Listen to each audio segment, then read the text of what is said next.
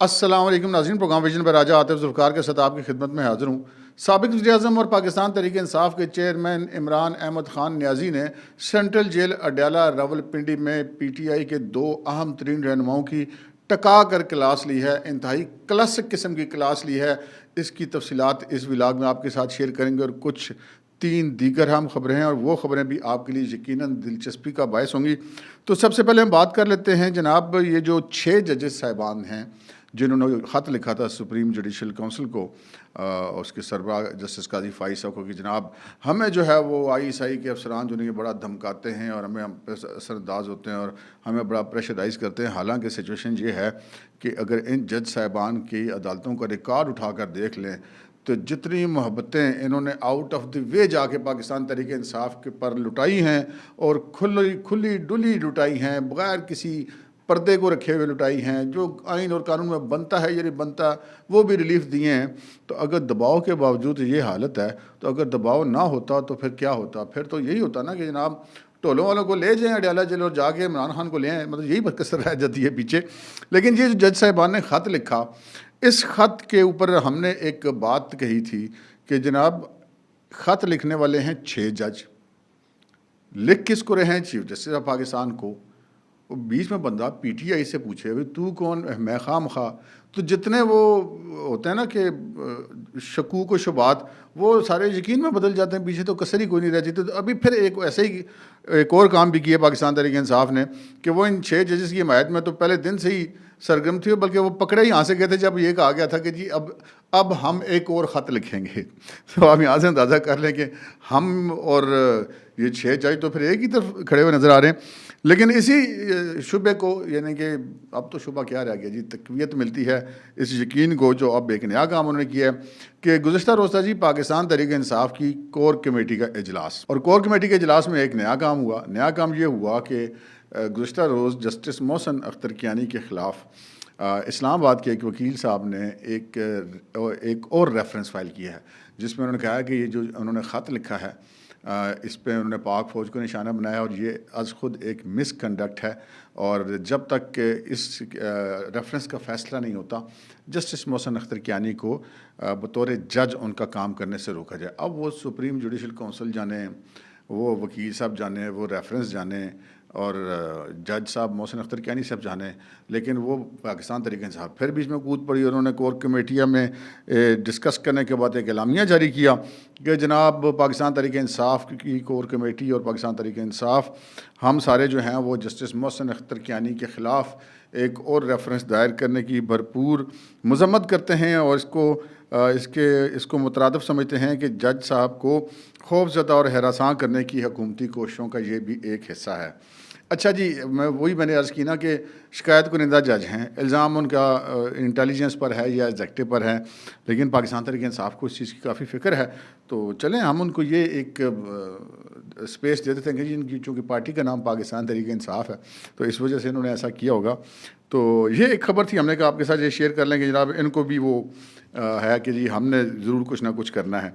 अगली ख़बर जो है वो बड़ी इम्पॉर्टेंट है और वो भी इस्लामाबाद हाई कोर्ट से ही मुतल्लिक़ा है। और क्या बात है जी, चीफ जस्टिस साहब ने भी कमाल कर दिया। खाली ये सारे जज इस्लामाबाद हाई कोर्ट से वैसे रोज़ ही नए नए कमाल होते हैं। कमाल ये हुआ कि जी एक केस की अबूरी ज़मानत की केस था, और वो जिन साहब ने अबूरी ज़मानत कबल अज़ गिरफ़्तारी की दरख्वास्त दायर की थी उनका नाम है जनाब अहमद हसन चट्ठा या अहमद चट्ठा ग़ालिबन उनका नाम है। ये रुकने कौमी असम्बली हैं पाकिस्तान तहरीक इंसाफ के, और ना सिर्फ ये कि ये रुकने कौमी असम्बली हैं, ये बल्कि पाकिस्तान की सियासत के माजी करीब की एक बड़ी मरूफ शख्सियत चौधरी हामिद नासिर चट्ठा के ये साहबजादे भी हैं। तो इनकी अबूरी ज़मानत कबल अज़ गिरफ़्तारी और आदारी ज़मानत की दरख्वास्त इस्लामाबाद हाई कोर्ट में दायर की गई थी, जो कि लगी हुई थी चीफ जस्टिस जनाब जस्टिस आमिर फ़ारूक साहब की अदालत में। जब इस मुकदमे की समाअत हुई तो पेश हुई दरख्वास्त, तो वहाँ पर जज साहब ने पूछा कि ये बताएं कि ये जो साहब हैं ये क्या, जो यानी कि जो साइल है जो ज़मानत करवाने आया है, उन्होंने वकील साहब से पूछा कि क्या ये हामिद नासिर चट्ठा के साहबजादे हैं? वकील साहब ने कहा जी हाँ जी ये उनके साहबजादे हैं। अब जज साहब ने एक और साहब का नाम लिया जिनका केस में कोई जिक्र नहीं है। जज साहब ने कहा आप उसको मुलज़म को डाइस पे बुला के उनको कहा कि आप फ़याज़ चट्टा से कितने छोटे हैं। लेकिन जज साहब को पता था कि ये यकीनन छोटे होंगे, तो उन्होंने कहा जी मैं फ़याज़ चट्टा साहब से कोई 12 साल छोटा हूँ, यानी कि अपने बड़े भाई से। तो फ़याज़ चट्टा साहब बड़े साहबज़ादे होंगे, अहमद नासिर चट्टा के, और ये छोटे साहबज़ादे होंगे। तो जज साहब मुस्कुराए और उनको कहा कि फ़याज़ चट्टा साहब मेरे क्लास फ़ेलो हैं। और उसके बाद उन्होंने अबूरी ज़मानत कबल गिरफ्तारी इनायत फरमाई, 14 दिन की राहदारी ज़मानत उनको दी। वैसे जस्टिस आमिर फ़ारूक साहब ने कोई अनड्यू फेवर नहीं दी, हम इस बात को बिल्कुल क्लियर कर दें, यहाँ पे हमारी बात करने का ये मकसद नहीं है, क्योंकि अबूरी ज़मानत कबल गिरफ्तारी जी कोई भी मुलज़म हो, किसी भी केस का मुलज़म हो, कोई भी अदालत हो, वो मिल जाया करती है। उसकी कन्फर्मेशन के वक्त आप कह सकते हैं कि कोई फेवर मिली है या नहीं मिली है। लेकिन जहाँ पर जो है अबूरी ज़मानतों में भी एक राहदारी ज़मानतों में भी एक फेवर है जो दी जाती है इस्लामाबाद हाई कोर्ट की तरफ से भी, अगरचे कि ये उतनी नहीं मिलती जितनी पेशावर हाई कोर्ट से मिलती है, लेकिन फिर भी मिलती ज़रूर है। राहदारी ज़मानत का मकसद ये होता है कि जी एक मुलज़म को जो कि अदालत के सामने सरेंडर करना चाहता है, उसको उतने वक्त की राहदारी ज़मानत दी जाए कि वो कंफर्टेबली अपनी मुतलका अदालत में पहुँच कर अपनी सरेंडर कर सके और वहाँ पर जाके अपनी ज़मानत अप्लाई कर सके, और उससे पहले वो गिरफ़्तार नहीं किया जाए। तो आम तौर पे होता ही है कि फ़र्ज़ करें कि एक बंदा है, उसने लाहौर की अदालत में जाके पेश होना है, तो आमतौर पे उसको एक दिन की या मैक्सिमम 2 दिन की राहदारी ज़मानत दे दी जाती है, या अगर कोई छुट्टी वुट्टी हो तो जो नेक्स्ट वर्किंग डे होता है उस तक के लिए उसको ज़मानत दे दी जाती है। पेशावर हाई कोर्ट वाले तो आपको पता ना महीने महीने और पता नहीं किस दिन की राहदारी ज़मानतें देते हैं। पेशावर से लेकर इस्लामाबाद का रास्ता मतलब 2.5 घंटे का है, तो ज़मानतें कितने दिन की है राहदारी जी? 21 दिन की। मतलब ये तो एक कानून के साथ भी हम कैसे समझते हैं कि एक जो है वो बहुत बड़ी ज़्यादती है। बहरहाल वो करते हैं भाई मोहब्बत में। तो लेकिन जहाँ पर जज साहब ने ये किया कि असूलन तो जज साहब को यहाँ पर ये करना चाहिए था, ये हमारी राय है जनाब जज साहब, सारी तरफ माफ़ी है कि उनको ज़मानत देते कि ठीक है जी अब आगे ईद आ रही है, तो ईद के बाद जो फर्स्ट वर्किंग डे बनता है उस वर्किंग डे तक उनको ज़मानत दे देते, जो 4, 5, 6 दिन की, 7 दिन की ज़मानत बनती थी। लेकिन बहरहाल उन्होंने उनको 14 दिन की ज़मानत दी, और फिर भी हम जज साहब के ममनून है कि उन्होंने पेशावर हाई कोर्ट की तरह उनको मतलब महीने की या 2 महीने की ज़मानत नहीं दे दी। लेकिन ये हमने कहा कि ये इसमें इस केस में एक और भी बड़ी दिलचस्प बात थी कि इसमें जो वकील थे मुलज़म के, जो अदालत में पेश हुए मुलज़म की ज़मानत कराने के लिए, वो कौन थे वाला? वो वकील साहब हैं, उनका नाम है हामिद अली शाह। हामिद अली शाह साहब जो साइफ़र केस है उसमें इमरान खान और शाह महमूद कुरैशी के ख़िलाफ़ सरकार की तरफ से बतौर वकील पेश हुए थे। यानी कि एक तरफ वो उस पार्टी के लीडर्स के ख़िलाफ़ वकालत के लिए सरकारी वकील की तरफ पेश होते हैं, और दूसरी तरफ वो पाकिस्तान तहरीक इंसाफ के MNA की तरफ से वकील पेश होते हैं। अच्छा, अब यहाँ पे ये उन पर एतराज़ की बात नहीं है, क्योंकि ये प्रोफेशनल वकील हैं भाई, जहाँ से जो केस ये लेते हैं ये उसकी तरफ से लड़ते हैं, इनका कोई सियासत वयासत ये नहीं करते, अपनी वकालत करते हैं, तो इसमें कोई एतराज़ की बात नहीं। वैसे एक दिलचस्प इत्तेफाक था, तो हमने कहा आपके साथ शेयर कर दें कि जो बंदा इमरान खान के ख़िलाफ़ वकील है वो इमरान खान की पार्टी के एक MNA का वकील है सरकार के ख़िलाफ़। तो ये एक दिलचस्प सूरत हाल थी। अगली खबर जो है वो बड़ी इम्पॉर्टेंट है जी, उसकी अपने ऑप्टिक्स से उसकी अपनी अहमियत है, और वो ख़बर है लाहौर हाई कोर्ट से। लाहौर हाई कोर्ट के चीफ जस्टिस हैं जनाब जस्टिस मलिक शहजाद अहमद ख़ान साहब। वैसे ये जब से जज बने हैं तब से अपनी कास्ट साथ नहीं लिखते। जब ये रावलपिंडी में वकालत किया करते थे तो हमारी इनसे बड़ी अच्छी याद अल्लाह थी। मलिक शहजाद अहमद ख़ान घेबा के नाम से ये प्रैक्टिस किया करते थे। घेबा इनकी कास्ट है, तो मुझे बल्कि इत्तफ़ाक हुआ इनके साथ काफ़ी ज़्यादा हमारा ताल्लुक़ रहा जब मैं कोर्ट्स रिपोर्टिंग करता था मिड 90s में, लेट 90s में और अर्ली 2000 में। उस वक्त मेरा इनके साथ बड़ा ताल्लुक़ रहा। फिर ये high court bar association Rawalpindi के प्रेसिडेंट भी रहे, उसके बाद ये जज बन गए। अच्छा, लेकिन एक बात मैं आपको बता दूं, हैं ये बड़े सख्त गिर जज, और इतने सख्त गिर हैं कि अगर कोई ऐसा केस हो जिसमें कोई ड्यू फेवर भी बनती हो ना, तो ये बंदे को मौका ही नहीं देते कि वो बात कर लें कि जनाब ये मेरे साथ बड़ी ज़्यादती हो रही है, मुझे इंसाफ चाहिए। बहरहाल एक जज को ऐसे ही होना चाहिए, और मलिक शहजाद साहब जो हैं वो बतौर जज और बतौर चीफ जस्टिस उनका कंडक्ट जो है वो उसकी तारीफ़ की जानी चाहिए यकीनन। अच्छा, मलिक शहजाद अहमद ख़ान घेबा साहब के पास एक केस था जी, और वो केस ये था कि एक वकील साहब थे, और वकील का नाम था जाहिद महमूद गुराया। जाहिद महमूद गुराया पर यह इल्ज़ाम है कि उन्होंने हाई कोर्ट के ही एक दूसरे जज जस्टिस सुल्तान तनवीर से बदतमीज़ी की थी मुबैना तौर पर। इसका नोटिस लिया गया, इनको तौहीन अदालत का नोटिस जारी किया गया, और चीफ जस्टिस मलिक शहजाद अहमद ख़ान घेबा की तरफ से जारी किया गया। और इसकी गुज़श्ता रोज़ 5 घंटे तक मुसलसल समाअत हुई। 5 घंटे के अंदर 3 अदद गवाहों के बयानात भी कलमबंद किए गए और उसके बाद जब ये सब कुछ हो गया तो जस्टिस मलिक शहजाद अहमद ख़ान घेबा ने वकील जाहिद महमूद गुराया एडवोकेट को तौहीन अदालत का मुजरिम करार देते हुए उनको 6 माह कैद और 1 लाख रुपए जुर्माने की सज़ा सुना दी। इस वक्त आप साथ वीडियो देख रहे होंगे जो चल रही है कि वकील साहब को अब अदालत से वो जो पुलिस गिरफ़्तार करके लेके जा रही है क्योंकि उन्होंने उनको जेल मुंतकिल करने का हुक्म दिया। यहाँ पर हम एक छोटी सी कंपेरिज़न दे देते हैं। आपको याद होगा कि इमरान अहमद ख़ान न्याज़ी साहब ने एक जज ज़ेबा साहबा के हवाले से जलसे में जो उनके ख़िलाफ़ बात की थी, तो Lahore high court Islamabad high court ने उसका नोटिस लिया, तो इन्हें अदालत का नोटिस भेजा।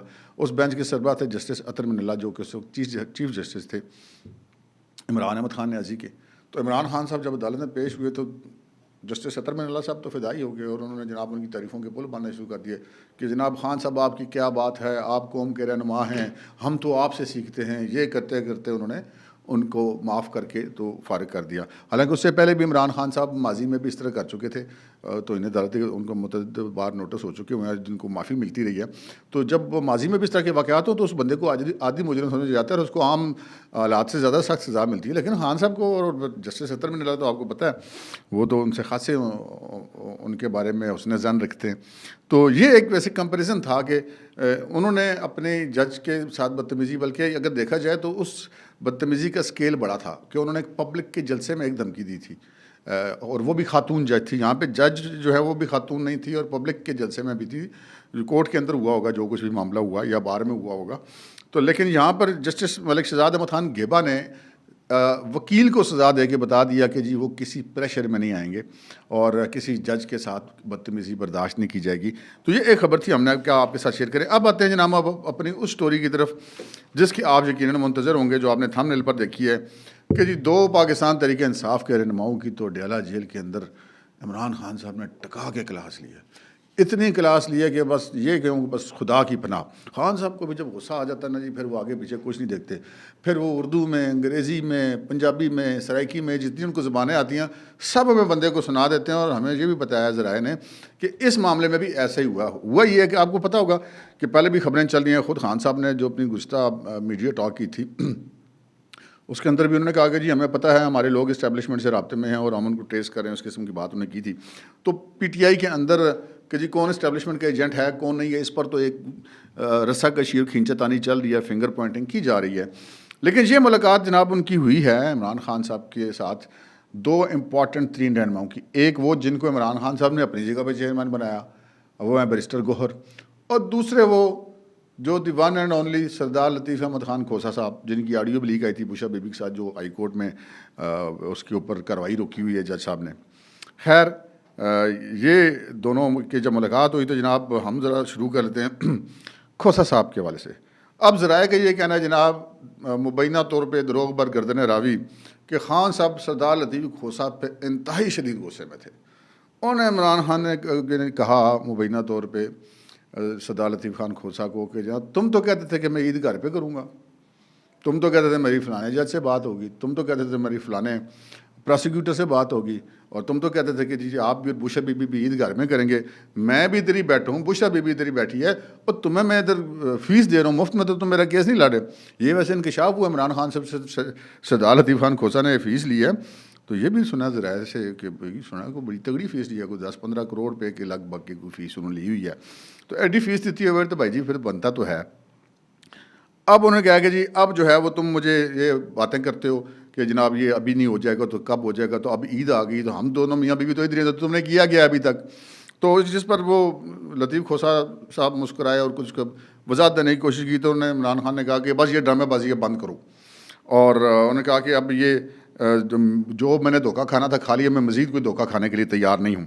अच्छा, ये भी एक बड़ा अजीब मामला है। वो एक इसी से मुतल्लिक़ एक छोटा सा एक वाक़या बना हुआ है, आमतौर पे वकला में या बार्स में वो बतौर लतीफ़ा सुनाया जाता है। वो वाक़या कुछ इस तरह के जी, को क्लाइंट था, वो अदालत में पहुंचा तो वकील साहब वहाँ पे आगे मौजूद थे, अदालत में उससे पहले पहुंचे थे। उसने वो अपने क्लाइंट को साथ पे ले गए और कहा कि जी ये बताओ कि वो जो क्लाइंट था वो उनका मुलज़िम था मुकदमे का, उस मुकदमे का फ़ैसला होना था। उनका कि वो मैंने तुम्हें कहा था कि वो फ़लाने गवाह को तोड़ना, उस वो हो गया तुम्हारा मामला? उसने कहा जी वो फिक्र ना करे, मेरी बात होगी, वो गवाह टूट गया। उन्होंने कहा यार वो मैंने तुम्हें कहा था कि वो जो सरकारी वकील है उसके साथ भी कोई मतलब लेन देन कर लेना। उन्होंने कहा जनाब वो तो मैंने 2 दिन पहले ही कर लिया था। उन्होंने कहा अच्छा यार वो जो मुद्दई है उसके साथ भी कोई हमने कहा था कोई सेटिंग करना, कहना सर वो भी उसके साथ भी हमने सेटिंग की, उसके घर वालों के साथ भी मामला तय हो गए। अब उन्होंने कहा देखा कि जनाब गवाह भी सेट हो गए। उसने कहा यार वो मुखालिफ पार्टी का जो वकील है उसके साथ कोई मैंने कहा था मामला करना, उसने कहा सर वो भी हो गए थे। अब मुखालिफ पार्टी का वकील भी मिल गया और गवाह भी मिल गया, मुद्दई खुद भी राज़ी हो गया और सरकारी वकील भी मिल गया। अब अगर चारों चीज़ों की तरफ से यकीनदानी जब हो गई वकील साहब को, तो उन्होंने एक बड़ा मशहूर ज़माना फ़िक्रा कहा जो सुनहरे रूफ में लिखने के काबिल। उन्होंने कहा बस अब तुम मेरा कमाल देखना।